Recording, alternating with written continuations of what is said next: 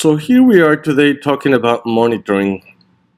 On this video you have a still picture of my studio, and I want to tell you a little bit about the importance of how well we listen, because that is the essence of anything that we do. If we cannot listen, then we're guessing, and that is a no-no for this profession. The reason I have so many monitors is because each one of them will show me something unique and different than the other ones don't.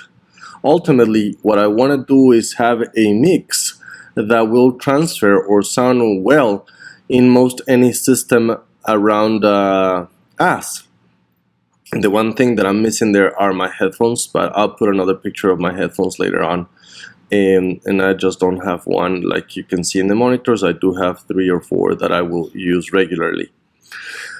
The black ones on the edges are ATC's SM25s. Those are 3-way speakers, and they are fantastic sounding. I use them all the time.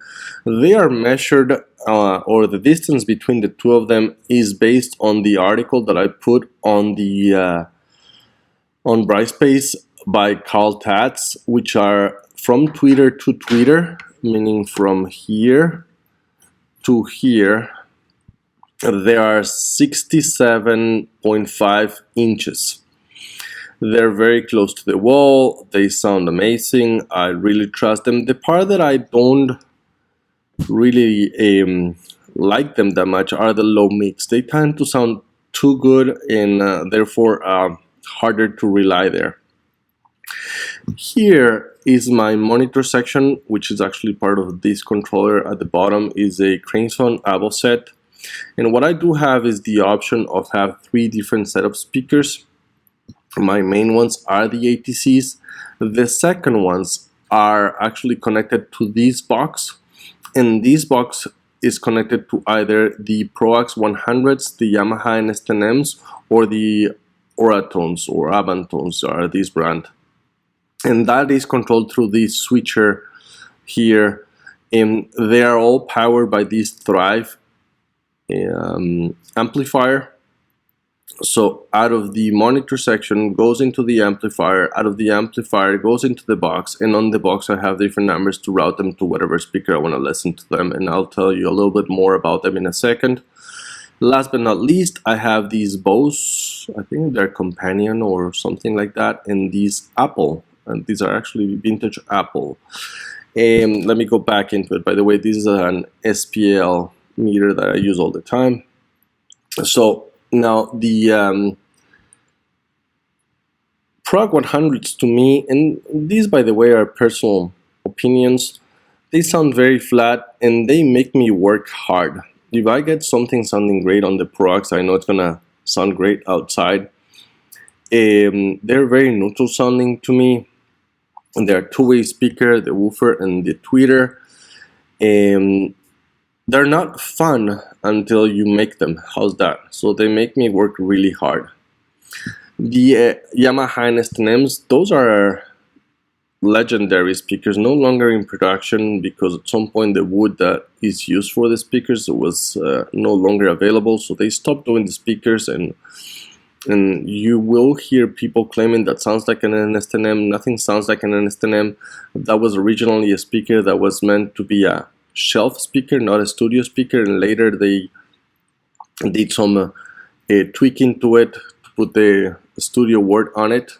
Originally, and you'll see in some pictures, people would put a tissue paper because they sounded a little too bright, but nevertheless they are a studio standard. And one of the things that people, or you will hear a lot on forums, is that people want to have the flattest speaker possible. Well, these speakers, the NS10Ms, are not, they're not flat at all. They are very mid-rangey, and again, it's one of those speakers like the ProAx that if you got something sounding great on it, it will translate very well. Some people don't like them. I actually like that mid-range, and they work really well.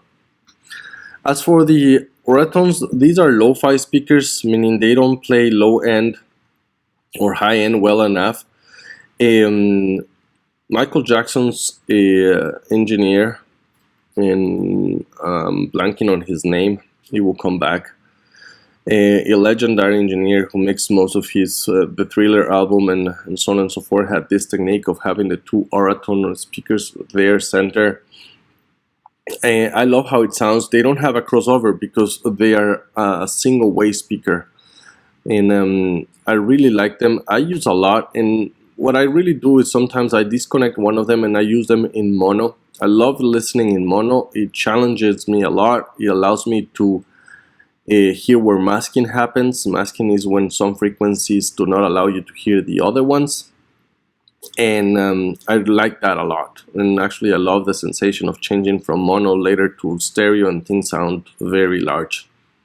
Last but not least, I have these two sets of speakers that are computer based speakers, and I'll say more hi-fi speakers. I love it because, especially on this ones, every time I switch to those bows, I hear things that for some reason in all these many other thousands of dollars of speakers I don't hear it. So it's a last resource that I use all the time, and I just love them. As I said before, on top of this, I'll hear on headphones, and I'm constantly tweaking.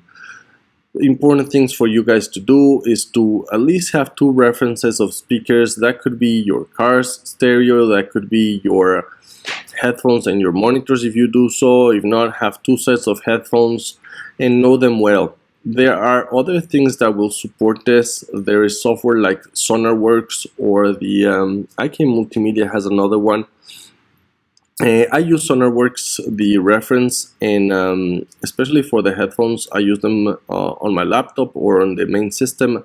You measure this, it comes with a microphone, blah, blah, blah, blah, blah. I'm not here to sell you the product, but to tell you that there are other things that will support your listening, and acoustics will play a very, very, very important role to this, and so on and so forth. But I just want to give you an idea of how important it is for you to pay attention to monitoring. In another video, I'll talk more about references and how to listen to them, but I hope that this for now gives you an idea of the importance of monitoring. Till the next video, have a great day. Bye-bye.